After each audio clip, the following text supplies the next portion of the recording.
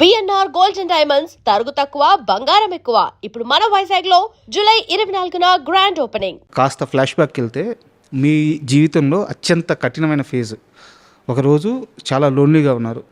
పవన్ కళ్యాణ్ గారు మిమ్మల్ని పిలిపించుకొని, లేదా ఆయన ఎలా పిలిపించారో నాకు తెలియదు, ఒక రోజంతా మిమ్మల్ని ఆయనతో ఉంచుకొని ధైర్యం చెప్పారు.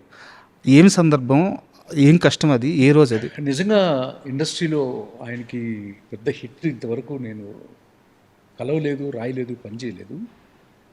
బట్ కానీ నా భార్య స్వాతి చనిపోయినప్పుడు సార్ నన్ను అప్పుడు చోటకే నాయుడు గారు ఏదో సినిమా చేస్తున్నారు సెట్లో, చిన్ని కృష్ణ గారిని పిలవండి, తీసుకురండి నా దగ్గరికి అన్నారు. వెళ్ళాను. ఆయన చూపించిన ఆప్యాయత, అనురాగం, నాకంటే కొంచెం చిన్నవాడే సార్, కానీ ఆయనకి నేను పవన్ కళ్యాణ్ గారిలో చూసింది ఒకటే, ఆయన బాహ్యంగా చూడు, లోపల అంతర్లీనంగా ఉండే మనసుని, ఆ మనసు వెనకాల ఉన్నటువంటి ఒక నిగూఢమైనటువంటి లోతుగా ఉన్నటువంటి బాధని అర్థం చేసుకుంటాడు అనేది నేను పూర్తిగా విశ్వసిస్తాను. సో మేమిద్దరం కలవపోవటానికి, చేయకపోవటానికి కారణం అనేకమైన కారణాలు ఉండుండొచ్చు. అది భగవంతుడు డిసైడ్ చేస్తాడు. కానీ ఆ ఓదార్పు, నాకు ఇచ్చినటువంటి మనోధైర్యం పవన్ కళ్యాణ్ గారు నేను ఎప్పటికీ మర్చిపోలేను. కళ్యాణ్ బాబు గారు మీరు అడుగుతున్నారు, చూస్తున్నారు కదా ఎప్పుడు పని చేస్తామని చెప్పి.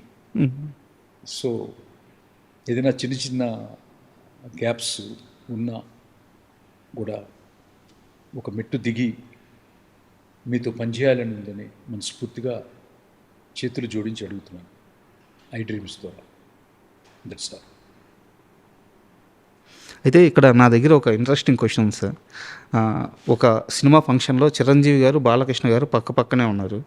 చిరంజీవి గారు మాట్లాడుతూ, కలిసి యాక్ట్ చేయడానికి మేమిద్దరం రెడీగా ఉన్నాం, ఏం బాలయ్య అంటే ఆయన రెడీ అన్నారు.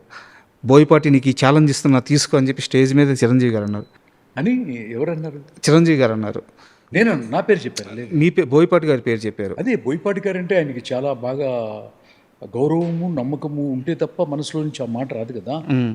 ఓకే, అంత పెద్ద స్టేజీలో వాళ్ళిద్దరు కాంబినేషన్లో బోయపాటి గారు నాకు ఇష్టమైన డైరెక్టర్ కాబట్టి, నాకు ఇష్టమైన రచయిత కాబట్టి, ఆయన రాస్తే, ఆయన డైరెక్ట్ చేస్తే, వీళ్ళిద్దరు నటిస్తే ఎప్పుడు థియేటర్కి వెళ్ళి ఫస్ట్ ₹1,00,000 పెట్టి టికెట్ కొని చూడాలని నేను కూడా ఎదురు చూస్తున్నాను. ఈ మధ్య బాగా సెటైరికల్ మాటలు బాగా ఎక్కువ నేర్చుకున్నట్టున్నారు. లేదు, సెటైరికల్ కాదు కదా. ఇప్పుడు చిరంజీవి గారు మాట్లాడతాం, అది సెటైర్, అది సెటైర్, అది సెటైర్ కాదు కదా. అంత పెద్ద నిండు సభలో బాలకృష్ణ గారు రెడీ అన్నారు, నేను రెడీ, బోయపాటి నువ్వు రెడీ చేసుకో, అది సెటైర్ అయితే నేను వేసింది కూడా సెటైర్ అవుతుంది. అది నిజమైనప్పుడు నేను ₹1,00,000 పెట్టి టికెట్ కొని వస్తానంత కూడా 100% కొని వస్తాను. That's all. మనం ఇండస్ట్రీ బాగుండాలని చూడాలి కదా. మీకు బోయపాటి మీద కోపం పోయిందా, ఇంకా ఉందా? కోపం ఎప్పుడు నాకు లేదు. ఏదో నమ్ముకొని చరణ్ బాబు ఏదో ఇస్తే అది బాగా డిజాస్టర్ అయింది అని విన్నాను, చూడలేదు కానీ అని విన్నాను. అంటే హీరోల ఇమేజ్లు ఎంతో కష్టపడి కట్టుకుంటారు సార్, దాన్ని 10 times పెంచే కథ రాయాలి. దాన్ని 10 times పెంచే కథ రాయాలి. వాళ్ళ విలువను నిలబెట్టాలి, వాళ్ళ యొక్క అభిమానుల యొక్క ఎక్స్పెక్టేషన్స్ రీచ్ అవ్వాలి any writer or director. Sir, దాన్ని నేను ఇందాక చెప్పాను కదా, హీరోలు కష్టపడి ఏర్పరచుకున్నటువంటి ఆ ఇమేజ్కి డబ్బు ముడిపడి ఉంది. కొన్ని కోట్ల రూపాయల స్ట్రేక్ ప్రొడ్యూసర్కి ఉంది. ప్రొడ్యూసర్, డబ్బు, హీరో ఇమేజ్, ఈ మూడు ఎవరి మీద ఆధారపడ్డాయి? స్క్రిప్ట్ రైటింగ్ మీద ఆధారపడ్డాయి. స్క్రిప్ట్ రైటింగ్లో నువ్వు కనుక తప్పు చేస్తే మొత్తం కుప్ప కూలిపోతుంది కదా, పునాదులు లేకుండా బిల్డింగ్ కట్టినట్టు. అప్పుడు సాధారణంగా ఒక ఫీల్డ్లో ఉన్నప్పుడు ఒక పెద్ద డిజాస్టర్ వచ్చినప్పుడు చిన్న, అది వ్యక్తిగతం ఏముండదు. అబ్బాయి కూడా నా దగ్గరికి వచ్చాడు నిందిస్తుడు కథ కోసం, నాకు తెలుసు. కానీ ఎక్కువ జాగ్రత్తలు తీసుకోవాలి. అంటే ఇగోకు పోకూడదు. ఎప్పుడు ఒక కథా రచయిత అంటే, నేను మళ్ళీ మళ్ళీ చెప్తున్నాను, అమ్మవారి స్వరూపంతో సమానం. ఒక ఊరికి నేను నాలుక మీద బీజాక్షరాలు అమ్మవారు ఎవరికి పడితే వాళ్ళకి రాయు. రచయితల సంఘంలో ఉన్నటువంటి ప్రతి రచయితకి ఆ అమ్మవారు భారతదేశంలో ఉన్నటువంటి ప్రతి నవల రచయిత, సినిమా రచయితలందరికీ కూడా ఆ నాలుక మీద అమ్మవారే రాస్తుందన్నమాట. అమ్మవారి స్వరూపం ప్రతి రచయిత. మళ్ళీ మళ్ళీ చెప్తున్నాను, రచయిత అంటే అమ్మవారి స్వరూపం. ఆ అమ్మవారి స్వరూపాన్ని గౌరవించి ప్రేమించాలి తప్పితే అమ్మవారి మీద యుగో పెట్టుకొని, అమ్మవారి మీద అలిగి, అమ్మవారినే తొక్కేద్దాము అని మీరు ఫస్ట్ ఏదో క్వశ్చన్ వేశారు తప్ప అది జరగనివ్వను కూడా. అయితే ఇక్కడ నా ప్రశ్న ఏంటంటే, చిన్ని కృష్ణకి ఉన్నంత టాలెంట్, చిన్ని కృష్ణకి ఉన్నంత సక్సెస్లు అందరికీ ఉండాలని రూల్ లేదు. సినిమా అన్నాక క్రియేటివ్ వర్క్ మధ్యలో ఫ్లాప్ రావచ్చు, హిట్ రావచ్చు. సరే మీకైతే అన్ని హిట్లు వచ్చినాయి. కొంచెం బద్రీనాథ్ కానీ, జీనియస్ కానీ వాటికి కూడా పెట్టిన పెట్టుబడికి డబ్బులు తిరిగి వచ్చినాయి. సో మీరు ఆ విషయంలో లక్కీ. కానీ ప్రతి మనిషి ఆ విషయంలో అంతే లక్కీ ఉండాలని లేదు కదా. బోయపాటి గారు ఒక చిన్న ఫ్లాప్ దియంగానే చిన్ని కృష్ణ ఎందుకు గతంలో కానీ ఇప్పుడు కానీ ఇంతలా ఉన్న తీవ్రంగా విమర్శించాల్సిన అవసరం ఉంది. బాగుండాలనే కోరుకుంటున్నాను. Please respect the script. మీకేమన్నా ఎక్స్పీరియన్స్ ఉందా? మీరు గౌరవించండి అంటున్నాను. మీకేమన్నా ఎక్స్పీరియన్స్ ఉందా బోయపాటి గారితో? ఇలాంటి ఒక నాకేం ఎక్స్పీరియన్స్ మీ దగ్గరికి వచ్చి ఏదో కొంచెం చిన్న నందీశ్వరుడు కథ కోసం వచ్చారు అంటే అక్కడ ఒక బ్యాడ్ ఎక్స్పీరియన్స్ ఏమైనా అయిందా? అదేం లేదు. Sir extraordinary, very good director అబ్బాయి, ఎమోషన్స్ బాగా తీస్తాడు సార్. అండ్ చిరంజీవి గారి విషయానికి వస్తే మనశంకర వరప్రసాద్కు ముందు చిరంజీవి గారికి సంబంధించిన సినిమాలన్నీ అంతగా నెంబర్స్ మేక్ చేయలేదు. మనశంకర వరప్రసాద్ ఒక ఫ్యామిలీ సబ్జెక్టు, చాలా బాగా ఆడింది, మంచి కలెక్షన్స్ కూడా వచ్చింది. బట్ చిరంజీవి గారు స్టార్డమ్కి సరిపోయే కథ కాదు అది.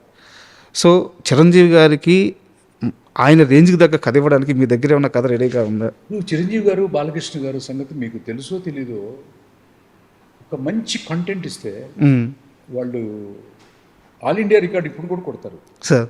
ఇప్పుడు కూడా కొడతారు. అది రచయిత రాస్తాడు, బట్ వాళ్ళు బాగా చేస్తారు. కానీ అంత గొప్ప స్క్రిప్ట్స్లో నటించట్లేదు. అంత ఎమోషన్ గల స్క్రిప్ట్స్లో నటిస్తే ఇద్దరూ ఆల్ ఇండియా రికార్డు కొట్టగల శక్తి సామర్థ్యాలు ఉన్నవాళ్ళే. నేను మళ్ళీ మళ్ళీ చెప్తున్నాను, ఏ మిస్టేక్ జరిగినా కూడా ఆ పెద్ద స్టార్ హీరోస్కి టెక్నీషియన్లు, ముఖ్యంగా రచయితే కారణం. కారణం ఓకే. నేను అనేది ఏంటంటే చిరంజీవి గారితో కలిసి వర్క్ చేయడానికి మళ్ళీ మీరు చెప్పే స్థాయిలో పరిస్థితిలో చేస్తాం. దాంట్లో అసలు డిస్కషన్ లేదు. స్కోప్ ఉందా? పరిస్థితి స్కోప్ ఉండడం ఏంటి, చేస్తాం అంతే. చేస్తాం అంటే అమ్మవారు టేబుల్ మీద లేదు ఫైలు, అమ్మవారు టేబుల్ మీదకి వస్తే అయిపోద్ది అనమాట సార్. అండ్ నేను అమ్మవారు ఆ విశ్వనాథుడు అనుకుంటే అయిపోద్ది, వాళ్ళ టేబుల్ మీద ఫైల్ పెట్టాలి సార్. అయితే ఒక చిన్న ఇంట్రెస్టింగ్ క్వశ్చన్ సార్, ఇది ఫన్నీగా కూడా అడుగుతున్నాను. చిరంజీవి గారితో మీరు ఆల్ టైమ్ హిట్ ఇచ్చారు, బాలకృష్ణ గారితో ఆల్ టైమ్ హిట్ ఇచ్చారు. వీళ్ళిద్దరితో మీకు మంచి అనుబంధం ఉంది. వీళ్ళిద్దరూ ఒకరి గురించి ఒకరు ఎలా మాట్లాడుకుంటారో మీ దగ్గర కానీ, అంటే వాళ్ళిద్దరి మధ్య ఎలాంటి వాతావరణం ఉంటుంది ఎప్పుడన్నా మీరు అబ్జర్వ్ చేశారా?